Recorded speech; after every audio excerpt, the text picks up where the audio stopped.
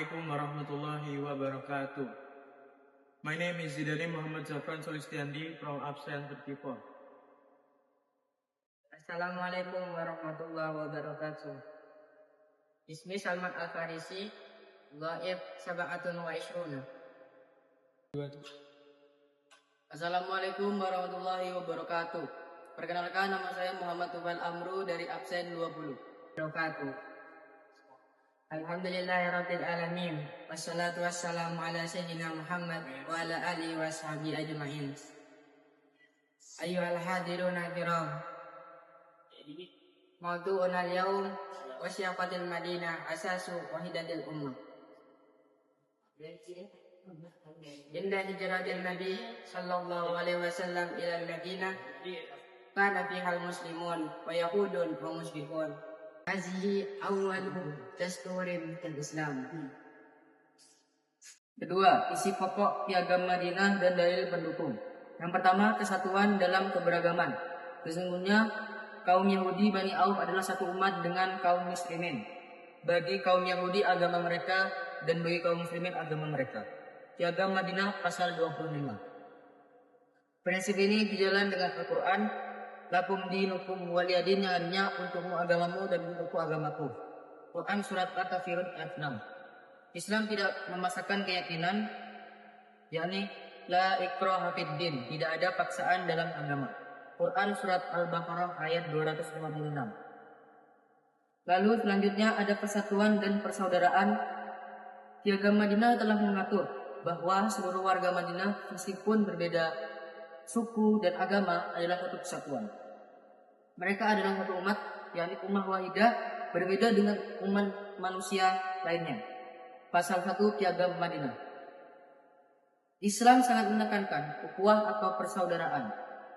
Innamal mu'minuna ikhwatan faslihu baina akhawaykum, yang artinya sesungguhnya orang-orang mukmin itu bersaudara, maka damaikanlah antara kedua saudaramu.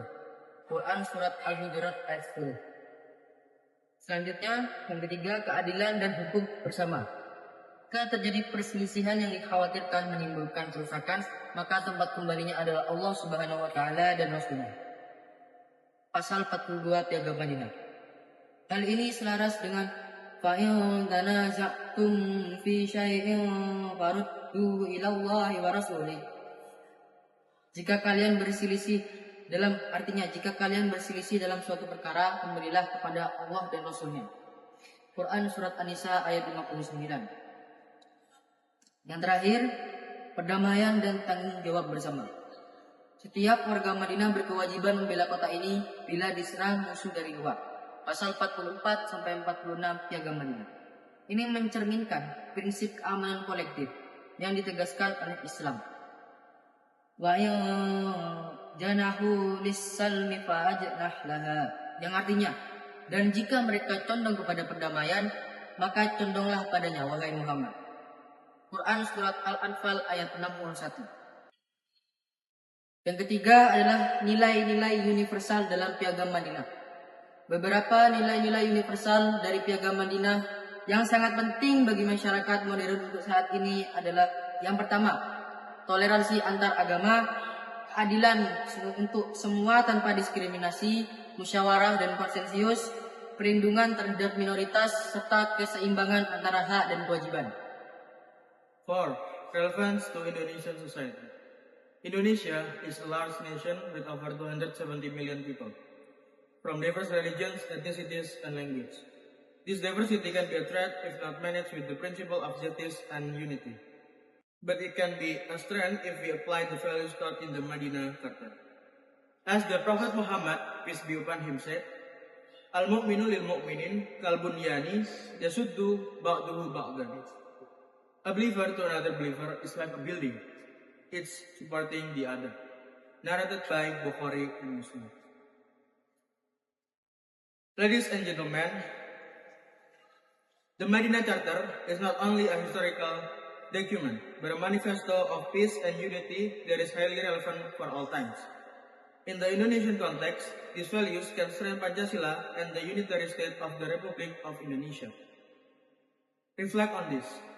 If Muslims during the time of the Prophet were able to live in peace with Jews and polytheists, if the Prophet Muhammad was able to lead a pluralistic society with justice and peace, why are we today so easily divided simply by differences in choice, sect, or political views?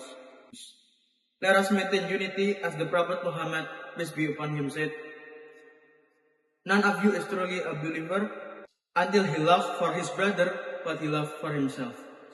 Narrated by Bukhari and Muslim. Ladies and gentlemen, let us take the lessons we've heard today and apply them in our daily life. May Allah guide us and give us strength. Thank you for listening. Wassalamualaikum warahmatullahi wabarakatuh. Waalaikumsalam warahmatullahi wabarakatuh.